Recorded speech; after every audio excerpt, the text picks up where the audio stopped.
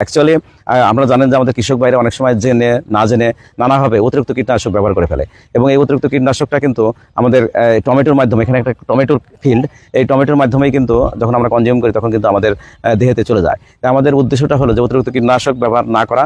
দ্বিতীয়টা হলো আমাদের কেমিক্যাল যে কীটনাশক আছে, সে সিনথেটিক যে কীটনাশক সেটাকে ব্যবহার না করে আমাদের যে জৈব কীটনাশক যেগুলো পরিবেশসম্মত, যেমন এখানে লিউর ব্যবহার করা হয়েছে। এটি হচ্ছে ইটনা উপজেলার চৌগাঙ্গা ইউনিয়নের চন্দ্রপুর ব্লকের একটি প্রদর্শনী। মোহাম্মদ শফিকুল ইসলামের মাঠে এটি করা হয়েছে। দেখেন সুন্দরভাবে, এই দেখেন জৈব পেস্টিসাইডে কত একটা গাছে কি পরিমাণ টমেটো। হ্যাঁ, বিএজিএল 757 প্রচুর টমেটো, এবং এগুলো আমাদের বিষমুক্ত এবং নিরাপদ ফসল।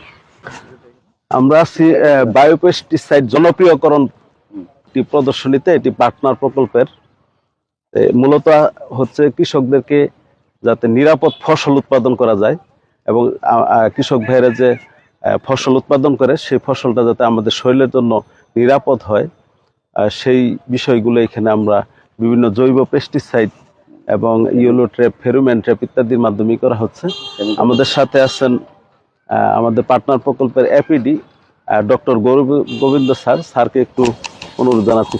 বলার যে বিষয়টা, আমার ধন্যবাদ আসলে ইমরুল কায়েস এবং আমার সাথে